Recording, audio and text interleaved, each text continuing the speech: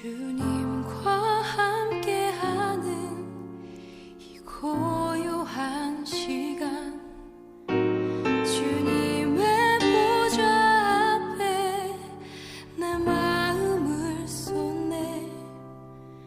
모든 것 아시는 주님께 감출 것 없네.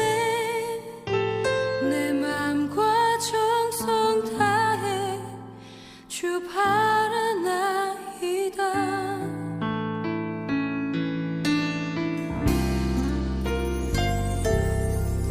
주님과 함께하는 이 고요한 시간, 주님의 보좌 앞에 내 마음을 쏟네.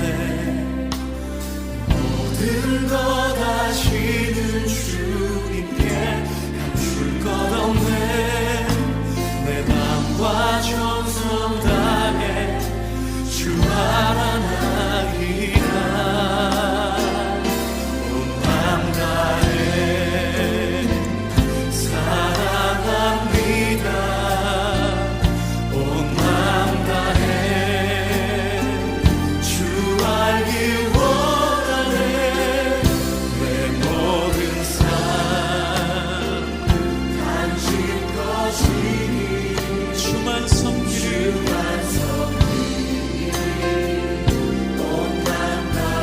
한 주간 우리의 삶을 돌아보며 참여하는 시간을 갖겠습니다. 다 같이 참여 기도하겠습니다. 오 존귀하신 하나님, 늘 거룩한 하나님 앞에 부끄럽고 흠이 많고 죄와 허물이 많은 우리의 본 모습을 보게 됩니다.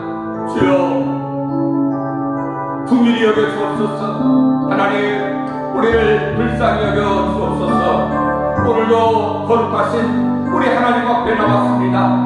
있는 모습 그대로 나왔습니다. 죄와 허물을 가득 안고 나왔습니다. 한 주간 용서하지 못했고 사랑하지 못했습니다. 게으르고 나태한 삶을 살아왔습니다. 하나님을 예배하고 하나님을 바라보기보다는 세상을 벗하며 살아왔음을 고백합니다. 주여, 용서하여 주옵소서. 원망과 불평은 왜 이리 많은지 주님, 늘 하나님의 은혜를 경험하면서도 감사하지 못하는 우리의 죄와 허물과 부족이 너무나 많습니다. 오늘 거룩하신 주 앞에 나왔사오니 거룩하신 주여, 우리의 있는 모습 그대로 받으소서. 그리고 사하여 주옵소서. 용서하여 주옵소서. 깨끗하게 씻어 주옵소서. 예수님의 피 거룩한 주의 보혈로 우리의 머리에서 발끝까지 우리 마음속 깊은 곳에 참전되어 드러나지 않은 그 죄의 덩어리들도 다 씻어 주소서. 그래서 정결케 하시고 깨끗게 하시고 거룩한 자가 되어 하나님의 영광 임하는 축복의 통로로 우리를 사용하여 주시옵소서. 오 주여,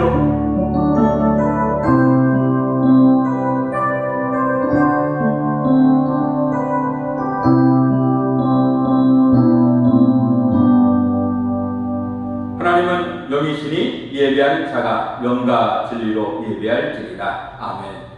존귀하신 하나님, 감사합니다. 거룩한 날 주의 전에 우리를 불러주시고 세워주시니 너무나 감사해요. 오늘 있는 모습 그대로 주 앞에 나왔습니다. 우리 마음에 감사와 은혜로 가득 채워주셔서 오늘 예배를 통하여 하나님의 영광 이만한 귀한 예배 되어지도록 주장하여 주옵소서. 주 예수님의 이름으로 간절히 기도하옵나이다. 아멘. 교동문 39번 시편 95편입니다. 교동문 39번 시편 95편 우리 한 절씩 교독하겠습니다. 오라 우리가 여호와께 노래하며 우리의 구원의 반석을 향하여 즐거이 외치자. 우리가 감사함으로 그 앞에 나아가며 시를 지어 즐거이 그를 노래하자. 여호와는 크신 하나님이시요 모든 신들보다 크신 왕이시기 때문이로다.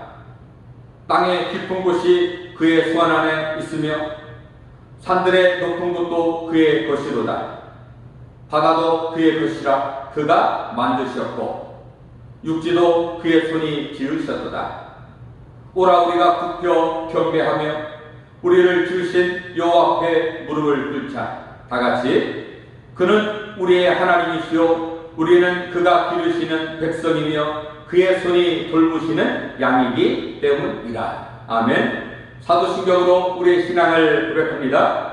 전능하사 천지를 만드신 하나님 아버지를 내가 믿사오며 그 외아들 우리 주 예수 그리스도를 믿사오니 이는 성령으로 잉태하사 동정녀 마리아에게 나시고 본디오 빌라도에게 고난을 받으사 십자가에 못 박혀 죽으시고 장사한 지 사흘 만에 죽은 자 가운데서 다시 살아나시며 하늘에 오르사 전능하신 하나님 우편에 앉아 계시다가 저리로서 산자와 죽은 자를 심판하러 오시리라. 성령을 믿사오며 거룩한 공예와 성도가 서로 교통하는 것과 죄를 사하여 주시는 것과 몸이 다시 사는 것과 영원히 사는 것을 믿사옵나이다. 아멘. 찬송가 270장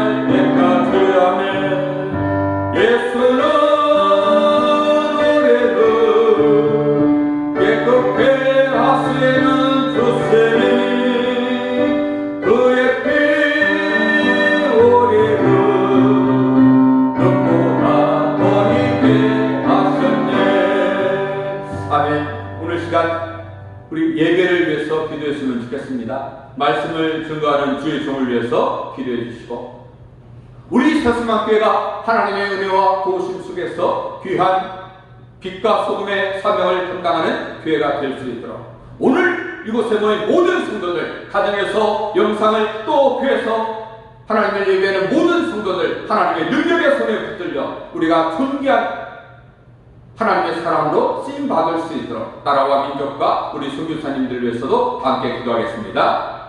오 존귀하신 아버지여, 오늘 우리가 주 앞에 섰습니다. 하나님, 우리 마음을 받으소서. 그리고 하늘의 문을 활짝 열어 주옵소서.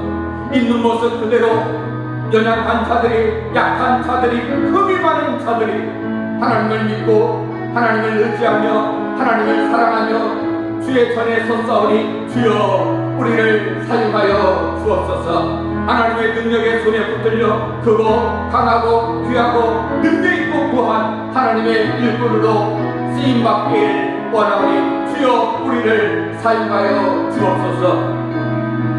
오늘 말씀을 증거하는 주족에게 말씀의 금세와 말씀의 능력을 더하여 주옵소서. 예수님처럼 권세 있는 말씀을 선포하고 예수님처럼 능력 있는 말씀을 선포하는 주의 종이 되어지길 원합니다. 오늘 가정에서 교회에서 예배를 드리는 모든 성도들의 마음밭이 옥토밭이 되고 소음밭이 되어 30배, 60배, 100배 풍성한 은혜의 결실이 맺어지길 원합니다. 우리 성도들에게 능력과 힘을 주시고 어렵고 힘들 때 하나님만 의지하며 바라보는 우리 성도들 되어지길 원합니다. 나라와 민족을 지켜주시고 대통령과 위정자들에게도 힘을 더하여 주옵소서. 우리 국군 장병들의 안전도 지켜주시고 사회, 정치, 경제, 문화 모든 면이 안정을 되찾고 우리가 평안할 수 있도록 하나님 도와주옵소서. 이 땅에 전쟁의 공포가 떠나갈 수 있도록 도와주시고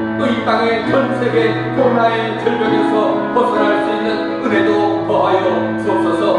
수고하는 우리 의민들에게도 하나님의 크신 은혜로 채워주시고 우리가 계속해서 코로나 백신 1차, 2차 접종 중에 있사오니 우리 성도들 한 사람도 부작용으로 인하여 어려움 겪지 않도록 도와주옵소서. 전 세계에 터져 주의 복음을 증거하는 우리 선교사님들에게도 은혜를 주시고 귀한 선교의 사역 잘 감당할 수 있도록 은혜를 더하여 주옵소서. 오늘 생명의 말씀을 듣습니다. 이 말씀을 통하여 오늘 우리에게 주시는 하나님의 은혜의 역사가 임할 수 있도록 주여 도와주시옵소서. 역사하여 주옵소서. 주 예수님의 이름으로 간절히 기도하옵나이다. 아멘. 하나님 말씀은 사사기 3장 31절 보겠습니다. 구약 365면 정도 있습니다. 사사기 3장 31절 우리 한 목소리를 같이 읽겠습니다. 후에는 아나세 아들 삼갈이 있어 소문은 막대기로 블레셋 사람 600명을 죽였고 그도 이스라엘을 구원하였더라. 아멘.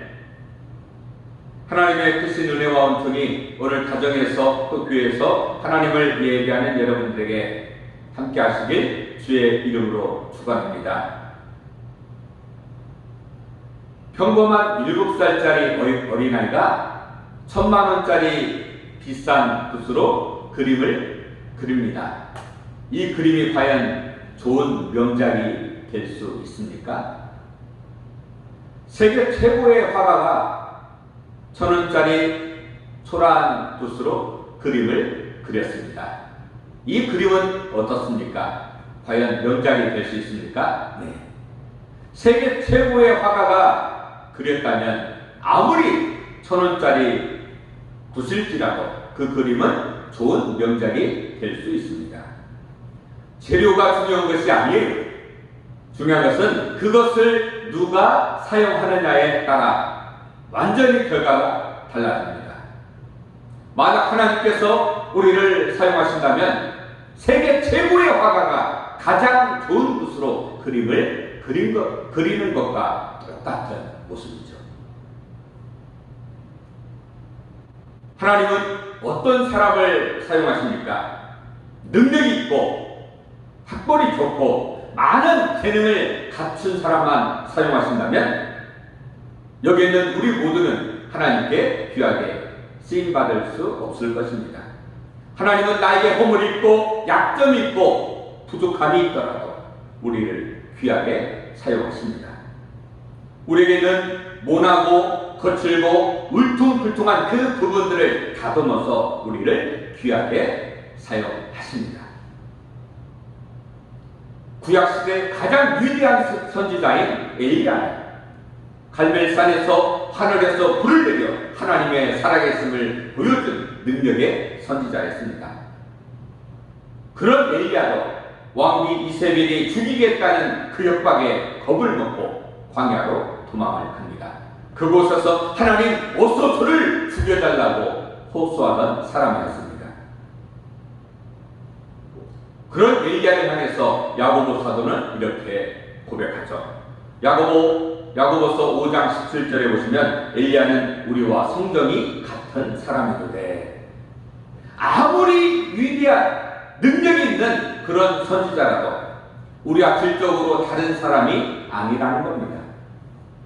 우리와 똑같이 낙심하고 실망하고 때로는 연약해지는 그런 똑같은 사람이라는 것이죠. 너무나 평범한 사람들이지만 하나님께서 쓰셨기 때문에 그들이 위대한 사람이 될 수 있었다는 겁니다. 이 땅에 사는 모든 사람들에게는 누구나 약점이 있고 부족한 부분들이 다 있습니다. 이스라엘의 사사들 중에서도 마찬가지예요. 사사계에는 12명의 사사가 등장하고 있습니다. 사사는 왕이 아닙니다. 하나님께서 필요에 따라 선택하셔서 사용하신 사람들 뿐이었습니다. 사사들은 이방 민족의 침략으로 인하여 이스라엘 백성들이 고난과 고통과 아픔을 당할 때 이방 민족을 무찌르고 이스라엘 백성들에게 평화를 되찾아주는 그런 일을 했습니다. 사사라는 말, 재판관이라는 뜻이죠.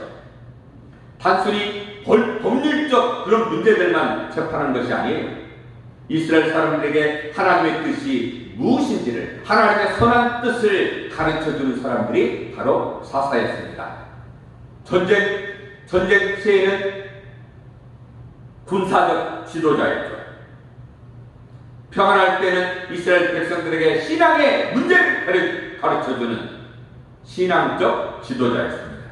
그리고 정치적인 지도자 역할도 감당했습니다. 이렇게 중요한 사사의 직분을 감당하기 위해서는 어떤 훌륭한 또 각 지파에서 뛰어난 능력을 가진 사람들이 그 사사의 직분을 감당해야만 합니다. 하지만 성경은 그렇게 말씀하지 않습니다. 이스라엘의 최고의 지도자 역할을 감당했던 사사들도 약점을 가지고 있었다는 거예요. 그리고 하나님께서는 그들의 그 약함을 통해서 역사해 주셨습니다. 사사기는 지금으로부터 3000년 전의 이야기지만 오늘 이 시대를 살아가는 우리 신앙의 본질에 대한 말씀이에요. 오늘 본문에 사사 삼갈이 등장하고 있습니다.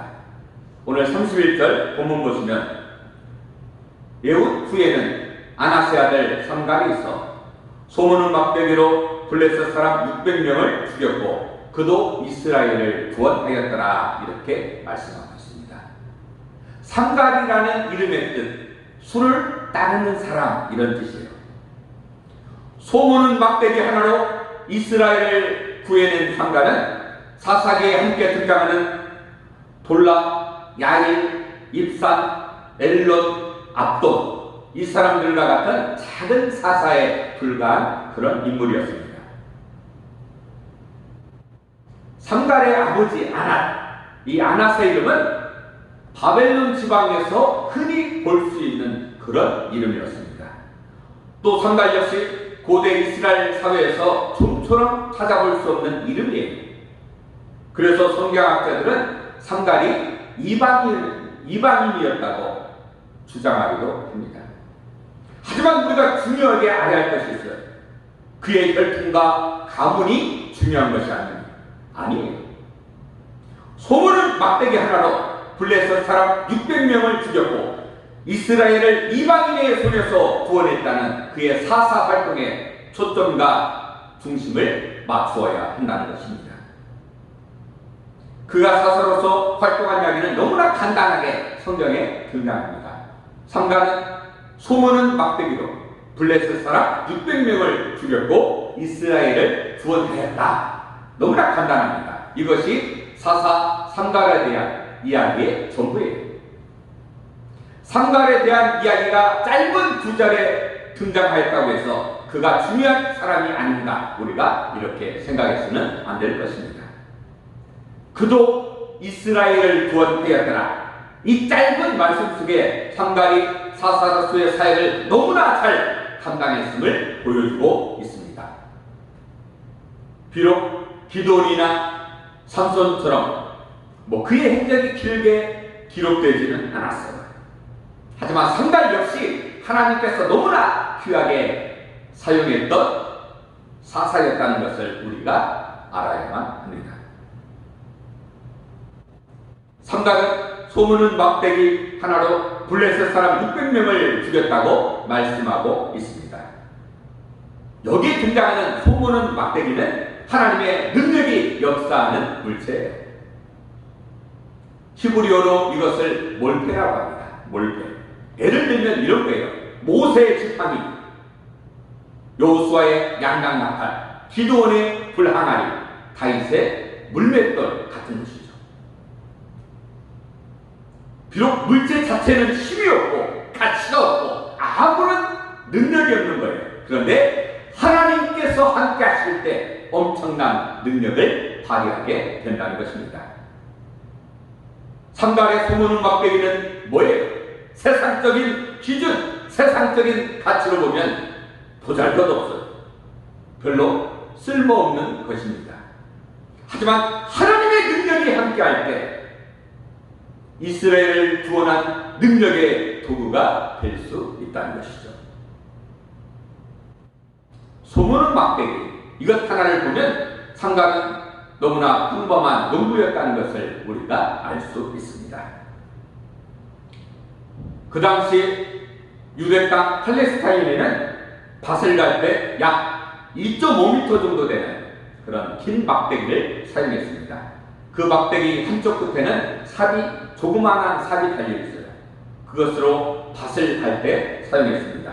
그리고 다른 한쪽 끝에는 뾰족하게 깎아요. 그리고 소를 몰고 가다가 소가 말을 듣지 않으면 그 뾰족한 부분으로 소의 엉덩이를 찌르곤 했습니다. 그 막대기 하나가 삼갈이 가진 무기의 전부였습니다. 평범한 농부였습니다. 가지고 있는 무기도 막대기 하나가 전부예요. 이런 삼갈이 이스라엘의 사사가 되어서 블레셋 사람들에게 고통받던 이스라엘 민족에게 평안과 자유를 안겨주는 사사로 쓰임을 받았다는 겁니다. 그 당시 이스라엘 백성들이 얼마나 고통을 당하고 있는지 오늘 본문을 통해서는 정확하게 알 수 없습니다. 하지만 사사기 5장 6절에 보시면 드보라의 노래를 통해서 당시의 상황을 우리가 짐작할 수 있습니다. 드보라가 이렇게 노래합니다. 아나세 아들 삼갈의 날에 또는 야헬의 날에는 대로가 비었고 길의 행인들은 오솔길로 다녔도다. 여러분, 일반적으로 고속도로와 같은 큰 길로 사람이 더 많이 다닙니까? 아니면 오솔길처럼 좁은 길, 작은 길에 사람이 더 많이 다닐까요? 당연히 큰 길로 사람들이 많이 다니죠. 특별히 무역을 하거나 장사를 하는 사람들은 큰 길로 다녀야만 합니다. 하지만 삼갈의 때에는 큰 길에는 거의 사람이 없었어요. 작고 좁은 골목길, 오솔길 이런 길로만 사람들이 왕래를 했다는 것입니다. 이것은 무엇을 말해주는 걸까요? 그만큼 사회가 무질서했다는 거예요. 치안이 불안했다는 것을 말해주는 것이죠. 블레셋 사람들이 시도 때도 없이 침략을 합니다. 수없이 많은 사람들의 물건을 농산물을 다 약탈해요. 기르는 가축을 다 약탈합니다. 그만큼 블레셋 사람들에게 많은 괴롭힘을 당하고 있었다는 것이죠. 장사하는 사람들의 물건을 다 빼앗아갑니다. 농사를 지어놓아도 블레셋 사람들이 다 약탈해가요. 그래서 사람들은 큰 길로 다니지 않았습니다. 큰 길로 나가면 다니면 어떻습니까? 블레셋 사람들을 만나게 되고 가진 모든 것들을 입고 있는 옷까지도 다 빼앗길 그런 형편이기 때문에 사람들은 블레셋 사람들의 눈을 피해서 작고 좁은 길로만 왕래를 했습니다. 이것이 상갈시대의 시대적 상황이었어요. 너무나 비참한 삶을 살고 있었다는 것이죠. 그런데 평범하게 농사를 짓고 있던 상갈이 하나님께 사사로 부름을 받게 됩니다. 그리고 소모는 막대기 하나로 블레셋 사람 600명을 죽였다고 오늘 성경은 말씀하고 있습니다. 이 당시 상갈은 하나님께 부르심을 받을 때 나 같은 못나고 부족한 평범한 농부가 어찌 하나님께 사사로 부름을 받을 수 있을까? 어쩌면 이런 생각을 가지고 있었을 거예요. 하지만 하나님께서는 너무나 평범한 상갈을 사사로 부르셨어요. 상갈은 하나님의 부르심에 순종합니다. 그리고 자신이 평소 가지고 있던 막대기를, 소모는 막대기, 너무나 초라한 소모는 막대기를 가지고 블레셋과 싸우러 갑니다. 상갈에게 있어서 소모는 막대기는 초라한 평범한 농부였다는 자신의 신분을 가르쳐주고 있는 것이죠. 나는 농부 출신이요, 이렇게 말하는 것과 똑같습니다. 어쩌면 이스라엘의 사사로 부르심을 받았을 때 상갈에게는 소모는 막대기가 자신의 약점이에요. 이스라엘 백성들이 이렇게 질문할 수도 있습니다. 아니, 당신 같은 평범한 농부가 어떻게 하나님의 사사가 될 수 있어? 당신 사기꾼 아니야? 이런 질문을 받을 수도 있습니다. 어쩌면 상갈은 소모는 막대기를 버리고 싶었을지도 몰라요. 하지만 그는 당당하게 소모는 막대기를 가지고 블레셋과 싸웠다죠. 자신의 약하고 연약한 부분을, 약점을 감추려 들지 않아요. 나같이 평범한 사람도, 나같이 부족한 사람도 하나님께서 사용하시면, 하나님께 붙들리면 이렇게 사상소 귀하게 쓰임받을 수 있다는 것을 보여주는 것이죠. 상갈은 소모는 막대기를 가지고 블레셋과 싸우러 갑니다. 그리고 블레셋 사람 600명을 죽이게 되죠. 상갈에게 있어서 소모는 막대기는 약점이에요. 평범한 농부의 출신이라는 그 신분을 상징하는 어쩌면 최대의 약점이라 말할 수도 있습니다. 여러분, 엘리야의 뒤를 이어서 엘리사가 선지자가 되었습니다. 그리고 엘리사가 베델을 향해서 올라가고 있어요. 그런데 그 베델에서 어린아이들이, 젊은 아이들이 떼를 지어 나오죠. 그러면서 엘리사를 조롱하기 시작합니다. 대머리요 올라가라, 대머리요 올라가라, 조롱을 해요. 그러자 엘리사는 곧 하나님의 이름으로 그 아이들을 저주해요. 엘리사의 저주가 떨어지자 암콩 2마리가 나와요. 그리고 아이들 중에서 무려 42명을 죽였습니다. 하나님의 선지자가 젊은 아이들에게 저주를 해서 무려 42명의 이 사람들을 죽였다는 이 사건을 갖고 신학적으로 여러 해석이 있습니다.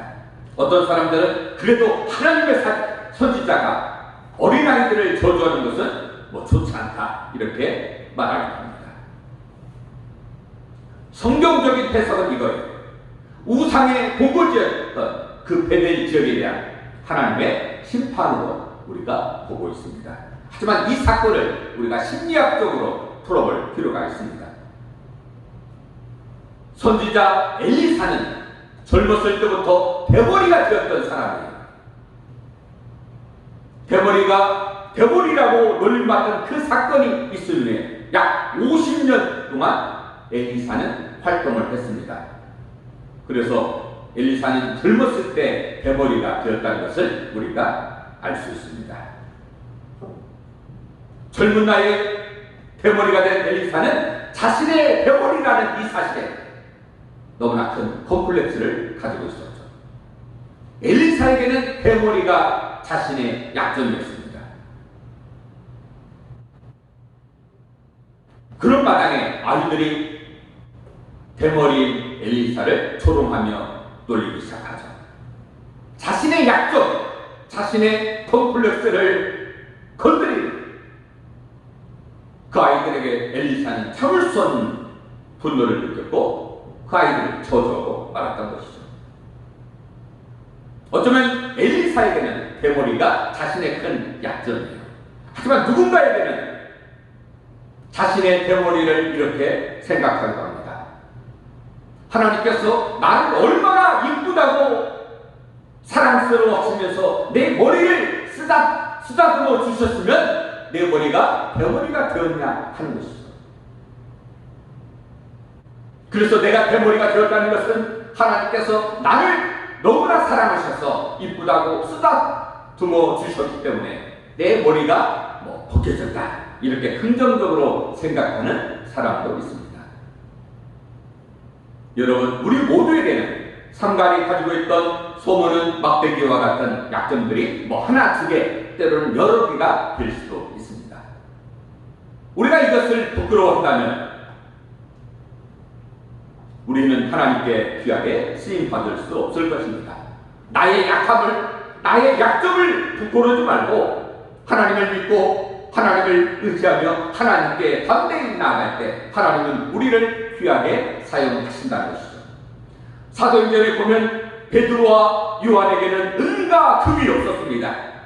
그들에게 은과 금이 없다는 것은 어쩌면 약점이 될 수도 있겠죠. 하지만 베드로와 요한은 그것을 부끄럽게 생각하지 않았어요. 오히려 이렇게 선포합니다. 은과 금은 내게 없거니와 내게 있는 이것을 내게 주노니 나사렛 예수의 이름으로 일어나 걸으라.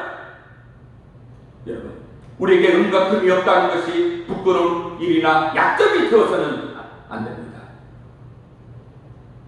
우리에게 건강이 좋지 않다는 것 부끄러운 일이나 약점이 아니에요.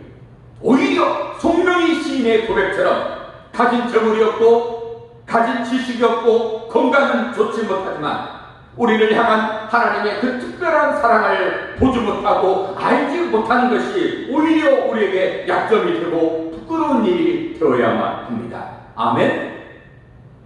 이스라엘의 사사 대부분이 그렇습니다. 대부분이 약점이 있었어요. 오늘 본문 바로 앞에는 에훗이라는 사사가 등장합니다. 3장 15절에 보면 그는 왼손잡이였다고 말씀해요. 왼손잡이였다는 말의 정확한 뜻은 무엇일까요? 바로 오른손을 쓰지 못하는 사람이라는 거예요. 오늘 우리가 자주 사용하는 말로 하면 오른손을 쓰지 못하는 장애인이죠. 사사 에훗은 장애인이었어요. 하지만 하나님께서는 장애인인 그 에훗을 통해서 무려 18년 동안이나 이스라엘을 지배하고 점령했던 모압왕 에글론을 무찌르고 이스라엘에 80년 동안이나 평온함을 주셨습니다. 오늘 본문에 바로 뒤어서 나오는 사사 드보라는 여자예요. 사사기 4장 4절에 보시면 드보라를 소개할 때 라피도세 아내 여선지자 드보라 이렇게 말씀합니다. 그녀의 남편 라피도, 성경 어디에서도 찾아볼 수 없습니다. 드보라의 행적을 기록하고 있는 사사기 4장에서 5장 5절을 둘러봐도 그녀의 남편에 대한 언급은 전혀 찾아볼 수 없죠. 성경학자들은 이것을 근거로 해서 아마도 드보라의 남편 라피도는 일찍 죽었지 않나 이렇게 추정합니다. 이 추정이 맞다면 드보라는 과부예요. 지금으로부터 약 3,000년 전보다도 훨씬 전에 그 시대 여자는 남자 없이는 생존 자체가 너무나 힘든 상황이에요. 여자는 남자에게 소속된 그런 존재에 불과했습니다. 그 당시 문화가 그랬습니다. 여자 혼자서는 존재감이 전혀 없던 그런 시대예요. 오늘 본문에서도 드보라를 소개할 때 어떻게 소개하죠? 남편의 이름이 먼저 등장해요. 더구나 자신의 보호자와 울타리가 되어줄 남편이 없는 과부는 그 시대 정말 가장 최약자의 모습으로 버림받은 사람이나 다름이 없습니다. 하지만 하나님께서는 그런 여인 두브라를 부르셨어요. 그리고 사사로 귀하게 사용하셨습니다. 20년 동안 가나안과 야빈에게 고통당하던 이스라엘을 구원하시는데 바로 과부인 드보라를 귀하게 사용하셨다는 겁니다. 그리고 드보라의 이야기가 끝나는 사사기 5장 마지막 절에 보면 드보라가 사사로 있던 40년 동안 그 땅이 평온하였다 이렇게 말씀하고 있습니다. 아무런 존재감도 없고 남자에게 속한 그런 존재에 불과했던 한 과부 여인을 통해서 하나님은 이스라엘을 구원하시는 사사로 귀하게 사용하셨다는 것이죠. 사사기 11장에 보면 이따라는 사사가 등장하고 있습니다. 이 이따는 서자예요. 서자도 보통 서자가 아니죠. 어머니가 기생이었어요. 그래서 본처의 자식들로부터 엄청난 구박을 받았습니다. 구박을 받다가 결국 집에서 쫓겨나게 되었죠. 그런 이딸을 통해서 하나님께서는 이스라엘의 사사로 불러주셨어요. 그리고 고통 가운데 억압당하고 있는 이스라엘을 구원하셨습니다. 사사 에훗 장애인이 상당은 너무나 평범한 농부입니다. 드보라 과부였죠. 이 땅은 희생의 아들이었습니다. 당시 사회에서 가장 버림받고 쓸모없는 그 누구도 눈여겨보지 않는 초라한 사람들. 장애인이라는 건 어떻습니까? 약점이에요. 과부라는 것도 약점이죠. 기생의 아들이라는 것도 약점이에요. 하지만 하나님께서는 그 약점 있는 사람들을 하나님의 사람으로 불러주셨다는 것이죠. 그리고 그 약점을 통해서 하나님은 역사하셨고 그 약점을 통해서 이스라엘을 구원해 주시는 축복의 통로로 귀하게 사용하셨습니다. 성경에 보면 사사들만 그런 것이 아니에요. 이스라엘의 위대한 지도자 모세 역시 마찬가지죠. 이스라엘의 지도자가 되기 위해서는 말을 잘 해야 되죠. 리더십이 있어야 돼요. 하지만 모세는 그렇지 않았습니다. 그것이 모세에게는 큰 약점이에요. 자신의 약점을 알고 있는 모세는 하나님께서 부르셨을 때 이런저런 핑계를 대면서 거절을 해요. 안 되니까 나중에 이렇게 말해요.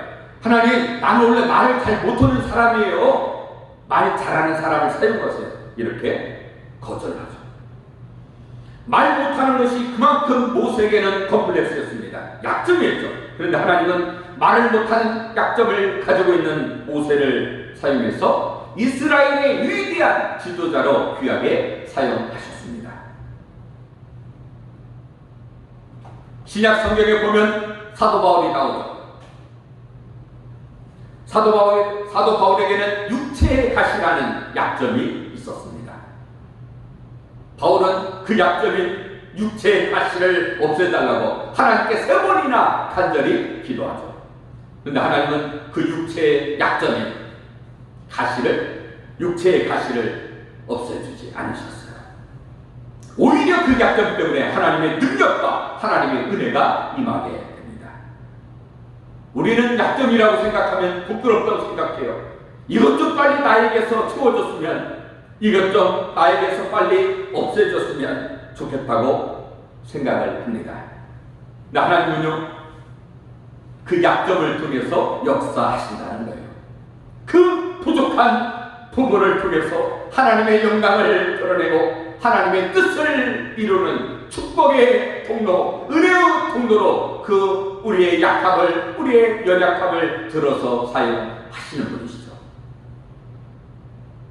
여러분, 우리가 가진 것이 없어도 좋아요.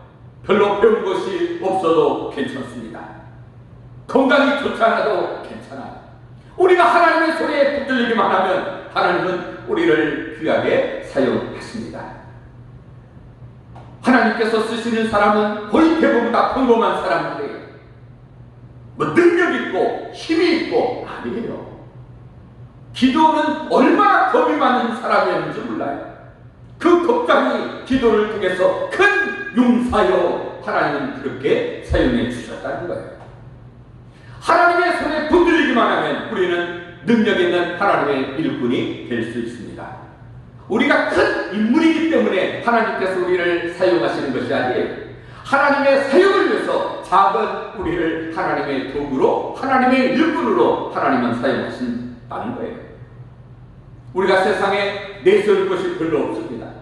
그렇게 뭐 학벌이 좋지도 않아요. 좋은 능력, 좋은 스펙을 가지고 있지도 않습니다. 배운 것도 별로 없어요. 가진 것도 없고요. 그렇게 건강이 좋지도 않습니다. 그래도 하나님의 손에 붙들리기만 하면, 하나님이 우리를 사용해 주시기만 하면 우리는 하나님의 도구로 귀하게, 하나님의 사람으로 귀하게 쓰임받을 수 있습니다. 마치 세계 최고의 화가가 세상에서 가장 좋은 붓으로 그림을 그리는 것보다 더 좋은, 더 훌륭하게 우리를 하나님께서 사용하신다는 것이죠. 이제 말씀을 맺겠습니다. 여러분, 우리의 약함은 결코 부끄러운 것이 아니에요. 우리에게 가진 것이 없어도 괜찮습니다. 우리가 많은 것을 배우지 않아도 괜찮아요. 하나님은 우리를 사랑하시기에 우리를 귀하게 사용하실 뿐입니다. 하나님은 많이 배운 사람들만, 많이 가진 사람들만 골라서 쓰시는 분이 절대 아닙니다. 예수님의 제자들처럼 어부 출신 무식쟁이여도 글을 알지 못하는 사람이라도 괜찮아요.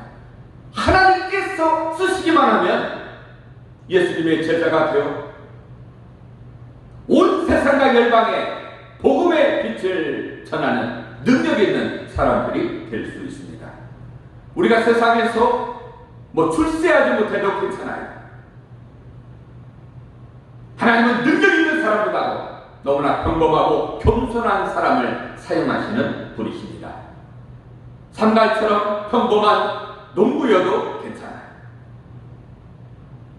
입다처럼 버림받은 사람도 괜찮습니다. 애우처럼 몸에 장애가 있어도 괜찮아요. 하나님은 우리의 겉모습을 보지 않습니다. 하나님은 우리 마음의 중심을 보시는 거예요. 내 마음에 하나님을 향한 뜨거운 마음, 하나님을 향한 사랑의 마음, 하나님을 향한 충성과 헌신의 마음이 있다면 하나님은 우리를 귀하게 사용하시는 분이십니다. 중요한 것은 이거예요. 하나님 말씀에 순종하느냐. 하나님께 쓰임받은 사람들은 대부분 하나님의 부르심에 즉각적으로 순종했습니다. 하나님 말씀에 순종하느냐, 여기에 달려있어요. 우리가 비록 약하고 부족하고 많은 거물이 있더라도 하나님께 가까이 나아가고 우리가 전심으로 하나님을 사랑한다면 하나님은 우리를 귀하게 사용하실 것입니다. 오늘 하나님의 능력의 손에 붙들려 크고 강하고 귀하고 부한 여러분들 되시길 주의 이름으로 간절히 축원합니다. 기도하겠습니다. 거룩하시고 존귀하신 하나님, 늘 허물 많고 연약하고 많은 약함과 약점이 있는 우리를 하나님의 사랑으로, 하나님의 일꾼으로 귀하게 사용하시니 너무나 감사합니다. 우리에게 비록 재물이 없고 능력이 없고 건강이 좋지 않을지라도 하나님이 나와 함께 하실 때, 하나님이 나를 붙드실 때 우리가 하나님의 사람으로 귀하게 쓰임받음을 믿습니다. 오늘 상갈처럼 평범한 농부여도, 예후처럼 몸에 장애가 있어도, 입다처럼 불우한 환경 속에 생활할지라도 하나님이 나와 함께 하실 때 우리가 하나님의 사람으로 귀하게 쓰임받음을 다시 한번 알게 하여 주시고 믿게 하여 주옵소서. 주 예수님의 이름으로 간절히 기도하옵나이다. 아멘. 찬송가 435장 부르면서 언급하겠습니다.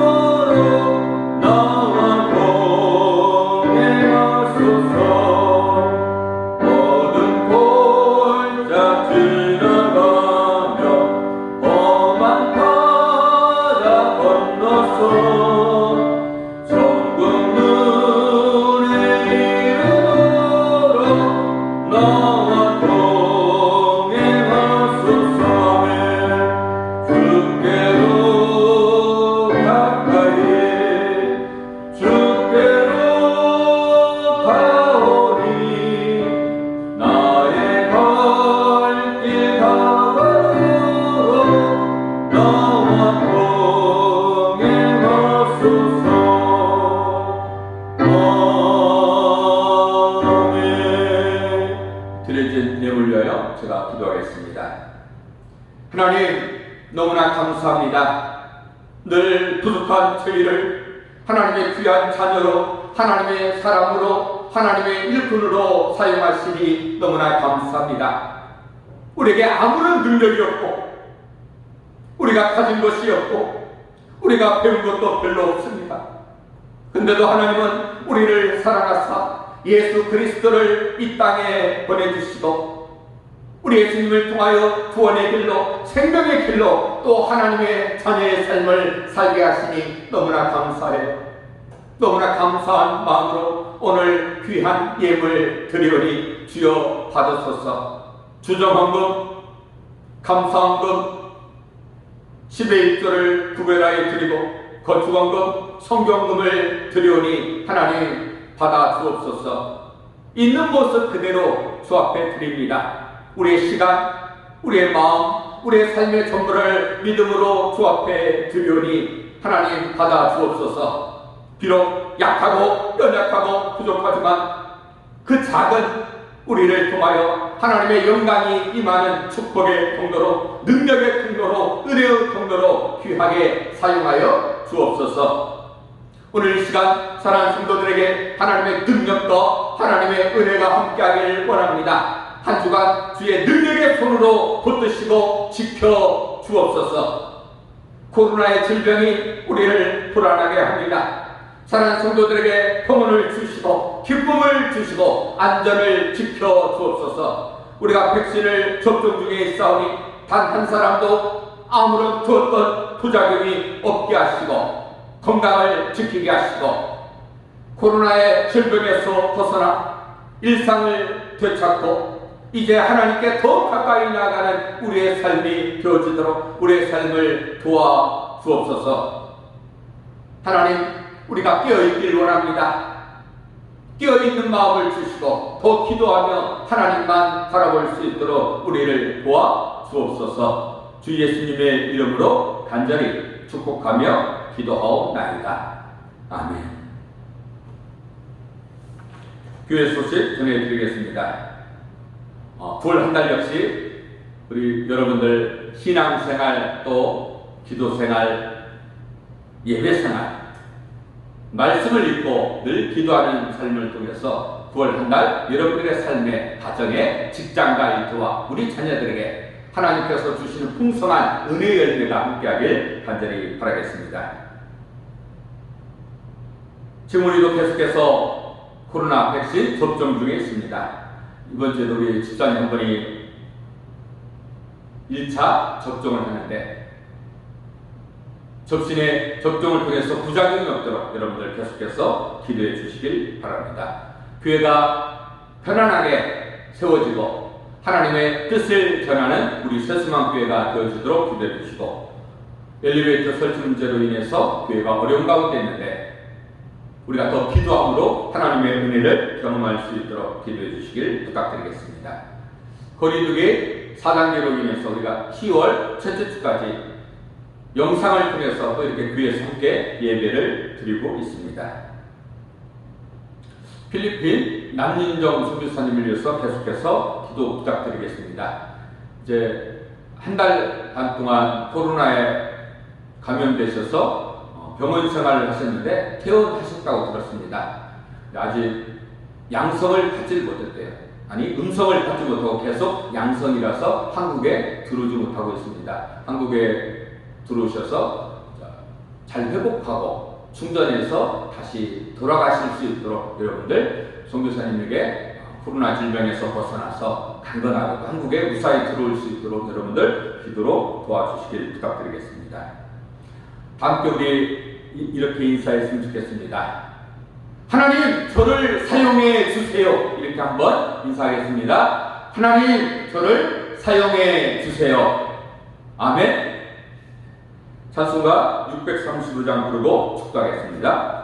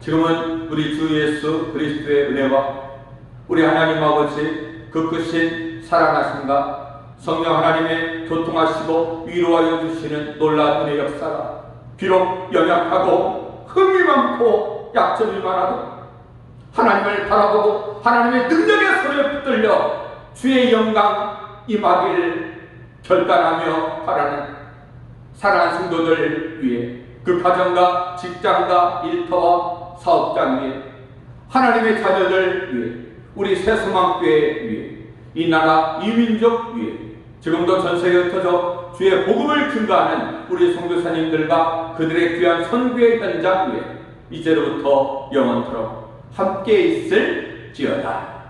아멘.